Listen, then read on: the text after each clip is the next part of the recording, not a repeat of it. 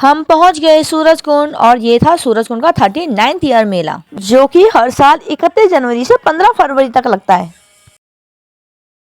आप ऑनलाइन भी ticket book कर सकते हैं या वहाँ जाके डायरेक्ट ऑफलाइन टिकट ले सकते हैं, या किसी ने मेहरबानी कर दी तो उसके पास से भी जा सकते हैं। ये है टिकट के रेट जो है वीकेंड में ज़्यादा।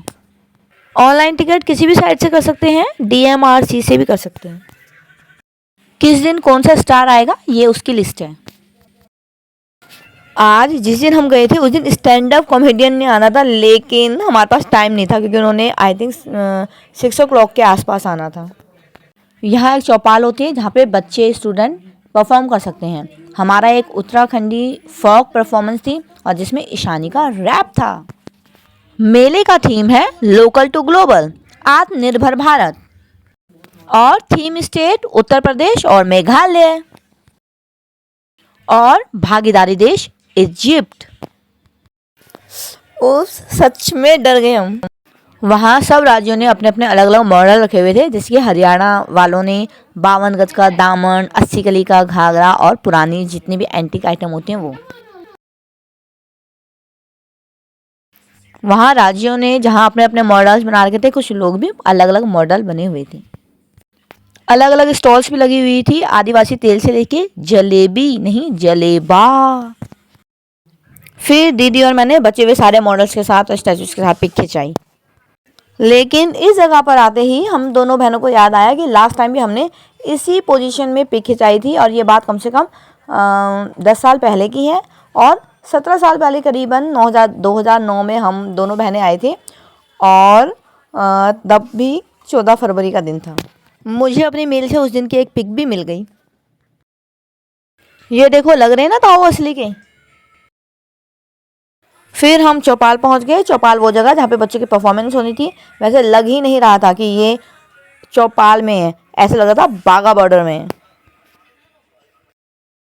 सभी बच्चों ने बहुत ही अच्छी परफॉर्मेंस करी, लेकिन कई स्कूल्स को नहीं पता था कि ये एक फोक डांस कंपटीशन है।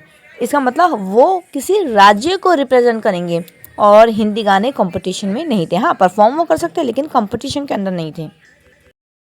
चलिए, अगली बार अगर ऐसा हो कभी तो रूल रेगुलेशन ढंग से पढ़े जाएं, ये हम सभी के लिए एक सबक है। हम एक परफॉर्मेंस ले गए थे लेकिन हमें उसका पार्ट करना पड़े 2, और इसलिए अब हम वेट कर रहे हैं। हमारे नंबर थे 14 और 22। फिर आई हमारे बच्चों की बारी। हमारे बच्चों ने भी परफॉर्मेंस में कमाल कर दिया, और ईशानी के कार्टव्हील और रैप ने धमाल कर दिया।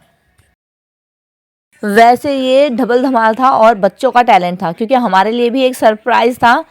3 मिनट से ज़्यादा का गाना नहीं होना चाहिए, और एक परफॉर्मेंस में 12 से ज़्यादा बच्चे नहीं होने चाहिए। और ये सारी तैयारी बच्चों ने at a time at a moment में करी है। देखो, हर किसी का एक पार्टनर होता है, उसके साथ अपने अपने स्टेप्स होते हैं। और ये देखो, बिल्कुल ये पार्टनर भी अलग हो गए, और सीनियर और जूनियर ग्रुप बन गया, और 12 लोगों का एक ग्रुप बन गया। मतलब कुल मिला के बच्चों का टैलेंट है कि उन्होंने एट ए टाइम पे बहुत ही अच्छा परफॉर्मेंस किया। वरना तैयारी देखो किसी और तरीके से करी और रिप्रेजेंट वहाँ किसी और तरीके से। फिर हम चले गए शॉपिंग करने, मेरा मतलब बार्गेनिंग करने। हमने सब माल इतना सस्ता सस्ता लिया, और एक ही डायलॉग सबको चेपा कि लास्ट दिन भी तो आपने सस्ता करना है ना, क्योंकि लास्ट डे पॉसिबिलिटी होती है सारा माल बहुत सस्ते में बिल्कुल फिनिश करने के लिए वो बेच देते हैं सस्ते में। मेले की डेट 31 जनवरी से 15 फरवरी तक होती है। वहाँ एक आर्ट गैलरी भी थी, और देखो बच्चों ने बहुत सुंदर सुंदर ड्राइंग बना रखी है। मतलब ये भी एक कंपटीशन हुआ होगा। बस शॉपिंग करके बस में बैठ के हम सब घर आ गए।